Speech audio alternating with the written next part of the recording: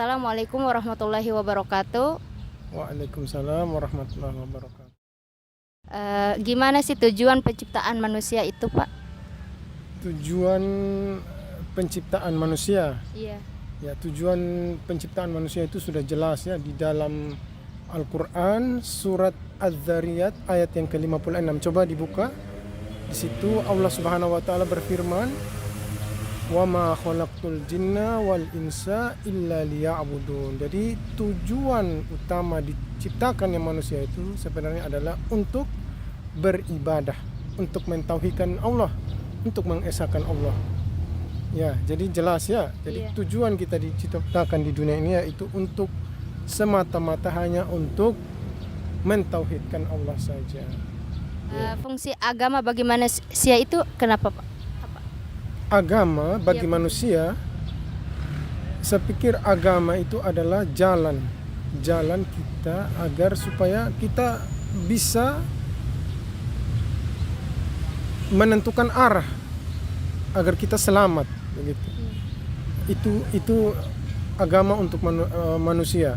Jadi perlu adanya agama karena agama itu sebagai wasilah supaya kita itu menuju keselamatan. Ada agama Islam. Iya. Ya, agama Islam artinya selamat. Jadi kita agama Islam itu memiliki jalan, kita memiliki jalan yang tepat yaitu selamat. Ya, kayak gitu. Selanjutnya, bentuk hubungan manusia dengan agama itu seperti apa? Bentuk hubungan manusia dengan agama. Iya. Agama dan manusia tidak bisa dipisahkan. Ya. Sampai kapanpun agama itu tidak akan pernah berubah walaupun manusianya berubah-ubah. Kadang manusia itu seiring bergantinya zaman manusia akan berganti-ganti, tapi agama tidak akan pernah kayak begitu. Seperti begitu ya. Iya. Sekian, terima kasih dari saya. Ya. Yang ingin saya tanyakan, apakah manusia itu bisa hidup tanpa agama? Ya. Seperti yang sudah saya jawab tadi, agama itu tidak bisa dilepaskan dari segala sisi kehidupan manusia. Ya, segala sini, contohnya seperti agama kita, agama Islam, agama yang satu-satunya diridhoi oleh Allah Subhanahu wa taala, bahwa agama kita mengajarkan kepada kita semua lini-lini kehidupan. Ya, mulai dari perkara yang besar seperti sholat 5 waktu sampai kepada tata cara membuang hajat, itu sudah diatur di dalam agama. Jadi kalau orang berpatokan kepada agama, pasti dia akan mudah menjalankan kehidupan ini. Lalu bagaimana jika manusia itu tidak menjalankan fungsi agamanya dan dampaknya itu bagaimana? Sekarang saya tanya, fungsi agama itu untuk apa? Iya, tadi untuk menuju keselamatan di dunia dan akhirat. Ya, kembali lagi pertanyaannya. Pertanyaan tadi yang kedua apa? Dampaknya. Ya, pasti kalau kita sudah tahu tujuan dari beragama itu, pasti dampaknya kita kebalikan dari kata selamat apa? Binasa, celaka. Ya, seperti itu ya, celaka. Walaupun tidak nampak, seperti pertanyaan teman kita yang satu tadi bilang, bagaimana dengan ateis? Ateis kan tidak punya agama. Secara zahirnya kita bisa lihat dia hidup lahirnya, tapi batinnya dia tidak hidup. Semata-mata dia hidup, tidak mempunyai arah tujuannya. Kayak begitu. Apa saja yang dia berbuat tidak ada batasan, tidak ada norma, tidak ada landasannya. Kayak begitu, dia mau berbuat apa saja tidak ada yang mengatur tentang dia ya. Seperti begitu. Assalamualaikum warahmatullahi wabarakatuh. Waalaikumsalam warahmatullahi wabarakatuh. Kita dari STIP ingin buat video wawancara tentang agama untuk memenuhi tugas UAS. Insyaallah selama saya bisa menjawab, saya akan jawab sesuai dengan kemampuan saya dan pengetahuan saya sendiri. Ini ada beberapa pertanyaan dari kami. Yang pertama, apa peran agama dalam kehidupan manusia, Pak? Iya, kalau berbicara tentang agama itu perannya itu sangat sentral ya. karena agama itu diturunkan untuk mengatur kehidupan manusia. Tadi agama itu adalah norma yang diturunkan langsung oleh Allah Subhanahu wa taala atau Tuhan Yang Maha Esa untuk mengatur kehidupan manusia. Tadi sangat erat kaitannya dengan kehidupan manusia. Bahkan kehidupan manusia itu tidak akan berjalan sesuai dengan fitrah dari kesucian manusia itu sendiri, kecuali dengan mengikuti risalah agama itu sendiri. Jadi terus pertanyaan kedua, mengapa manusia itu menentukan agama? Iya, tentu saja manusia ini membutuhkan agama. Kenapa demikian?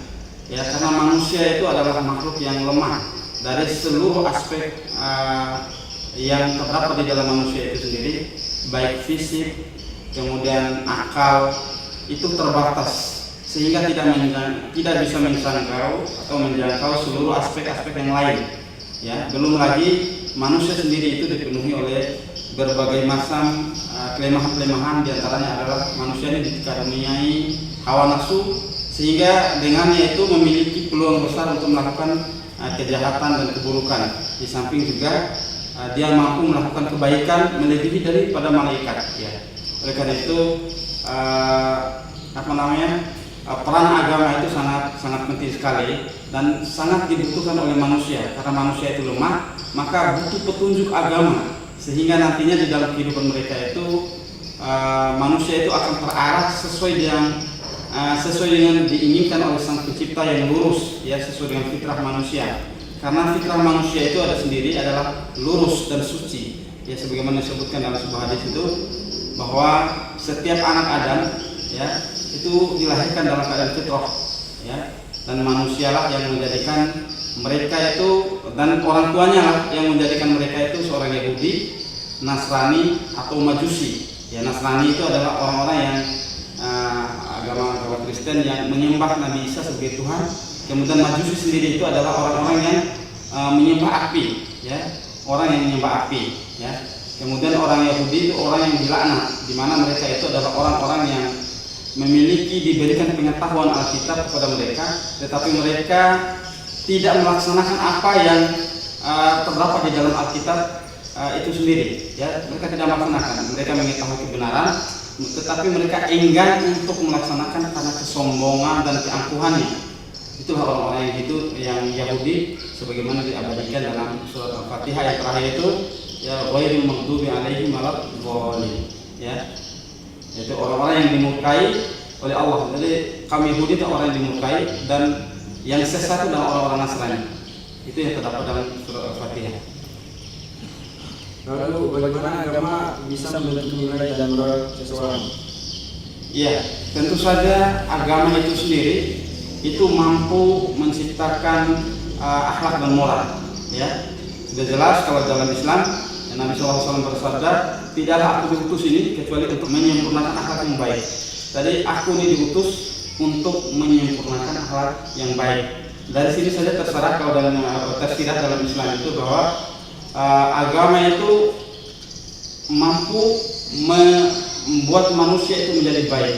Ya, banyak dari sejarah-sejarah yang dulu itu orang-orang yang memusuhi Islam, kemudian orang-orang yang menjadi penjahat. Namun ketika dia mengenal Islam, ya, dia menjadi manusia yang paling mulia di sisi Allah SWT. Itu karena pengaruh akhlak. Ya. Bahkan musuh-musuh Islam sekalipun banyak yang tunduk di hadapan Islam setelah mengetahui kemuliaan akhlak, ya, kemuliaan akhlak dan moral yang dimiliki oleh Islam itu sendiri.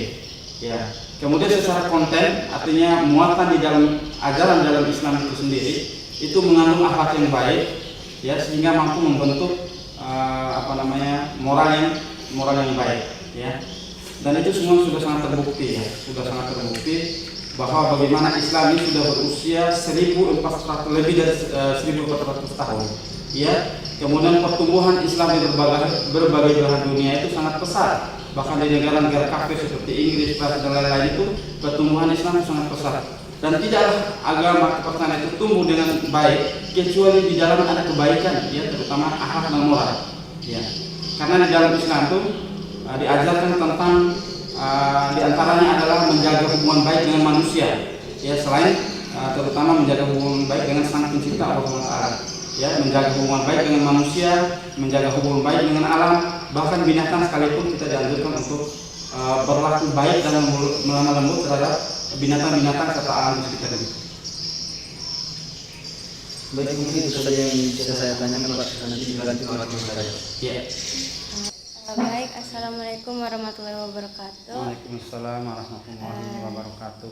Saya Aisyah Nazwa ingin menanyakan bagaimana agama dapat berperan aktif dalam menyelesaikan masalah sosial seperti kemiskinan dan ketidakadilan. Ya, Islam itu adalah agama yang komplit, komprehensif, dan mengatasi seluruh tantangan zaman. Dari zaman pertama sampai akhir zaman, Islam akan tetap relevan dengan kehidupan manusia. Bagaimana Islam mengatasi masalah kemiskinan? Ya, tentu saja Islam mengajarkan tentang yang pertama itu adalah kerja keras. Ya, Islam bahkan disebutkan oleh Rasulullah SAW dalam sebuah hadis itu, sesungguhnya seorang mukmin yang kuat itu, ya, yang kuat itu lebih dicintai oleh Allah Subhanahu wa taala daripada seorang muslim yang lemah. Lemah di sini bisa bermakna lemah fisik dan juga bisa bermakna lemah secara ekonomi. Ya, itu yang pertama, salah satu poinnya adalah Islam dalam mengentaskan kemiskinan itu menganjurkan untuk kerja keras. Salah satu akhlak yang dimiliki oleh seorang muslim itu pekerja keras. Islam sangat membenci orang-orang yang pemalas. Itu pasti itu. Karena Nabi SAW telah mencontohkan beliau adalah orang yang paling rajin. Mereka bangun di pagi hari, kemudian beraktivitas. Bahkan Nabi SAW dalam sebuah hadis itu menganjurkan bahwa dan berdoa kepada Allah Subhanahu Wa Taala, ya Allah, rahmatilah umatku yang berjuang di pagi hari, yang mencari rezeki di pagi hari. Ya, itu artinya apa? Nabi SAW menganjurkan untuk kerja keras dan rajin, bukan menjadi seorang yang pemalas.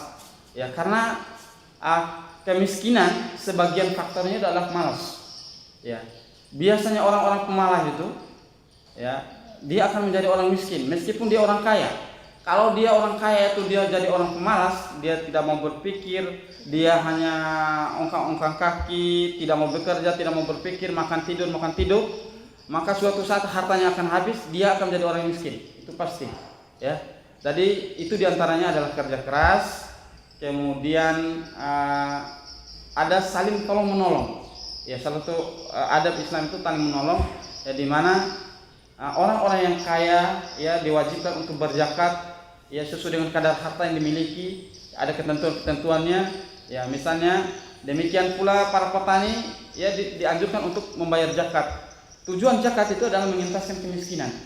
Seandainya zakat itu sendiri diterapkan secara murni, konsekuensi sesuai dengan syariat Islam, maka akan bisa mengatasi hanya sedikit saja yang tertinggal dari sisi-sisi kemiskinan dari masyarakat itu sendiri. Akan tetapi syariat pembayaran zakat itu sendiri itu yang sangat minim di hari ini. Umat Islam itu hanya, kalau mau dipresentasikan, hanya sekian kecil yang yang membayar pajak, baik itu pajak pertanian, pajak peternakan, perniagaan, bahkan zakat pertanian itu setelah panen. Misalnya setelah panen, petani itu wajib mengeluarkan zakat. Ya, misalnya ada penghasilan 600 kilo, maka dia sudah keluarkan zakat ya senilai 10% atau 5% yang paling ringan. Nah, kalau ini konsisten untuk diamalkan dan dilaksanakan, tentu saja itu akan mampu mengentaskan kemiskinan. Ya, ini hanya 2 poin. Kalau mau diuraikan dari sisi ekonomi, kemiskinan dan lain-lain, itu solusinya panjang ya. Ahli ekonomi lebih banyak tahu tentang bagaimana Islam itu memiliki peran yang luar biasa. Ya, belum lagi yang lain-lainnya. Lanjut pertanyaan kedua, apakah mempertanyakan ajaran agama adalah tanda kelemahan iman atau justru bentuk pencarian yang mendalam? Ya, tentu saja pertanyaan ini tentang apakah menanyakan tentang keberadaan Tuhan itu adalah sebuah keraguan atau bentuk keimanan yang mendalam. Ya, pertanyaan sama juga. Ya, itu adalah sebenarnya itu adalah pertanyaan yang memancing ya, yang memancing untuk bahwa kita ini memiliki keyakinan bahwa tentu ada Tuhan yang pasti memiliki mengatur alam semesta ini. Ya, sebagaimana yang dipertanyakan oleh Nabi Ibrahim. Nabi Ibrahim ketika melihat matahari dulu dalam sirahnya, dalam sejarah Nabi Ibrahim itu, Nabi Ibrahim berjalan, kemudian dia melihat matahari, ya. Kemudian matahari pun tenggelam. Lalu dia berkata, tentu Tuhanku tidak akan mungkin meninggalkanku. Ya. Artinya ketika makhluk itu meninggalkannya, maka ini bukanlah Tuhan yang sebenarnya. Kemudian Nabi Ibrahim berjalan terus, ya. Kemudian dia melihat bulan. Nah, kemudian bulan itu pergi meninggalkan atau terbenam. Maka Nabi Ibrahim juga berkata, tentu Tuhan kita ini bukan ini. Kalau Tuhan tidak akan pernah meninggalkan aku. Ya, ini kata Nabi Ibrahim. Ini adalah ilustrasi pertanyaan yang menunjukkan keimanan. Ya, Nabi Ibrahim juga pernah bertanya seperti itu. Tentu saja ini adalah keimanan yang sangat kuat. Ya, tentu saja pertanyaan-pertanyaan itu harus diarahkan pada sumber yang benar, yaitu Al-Quran dan hadis, sehingga pertanyaan-pertanyaan ini akan menemukan jawaban yang pasti dan tentu jawaban yang baik dan benar sesuai dengan diinginkan oleh Allah Subhanahu wa taala. Ya, sekiranya segitu saja Pak. Terima kasih atas jawabannya yang jelas. Ya, terima kasih juga kepada adik-adik mahasiswa sudah berkunjung dan bertukar pikiran dengan kami di sini. Mudah-mudahan apa yang kami sampaikan itu dapat diamalkan. Kemudian apabila ada kata-kata yang benar atau pendapat yang benar atau ucapan yang benar, itu datangnya dari Allah SWT. Dan adapun mungkin kesalahan dan dari saya itu adalah karena kelemahan dan kurangnya ilmu, dan saya bertobat kepada Allah Subhanahu wa taala, dan mudah-mudahan Allah Subhanahu wa taala mengampuni. Terima kasih Pak. Ya.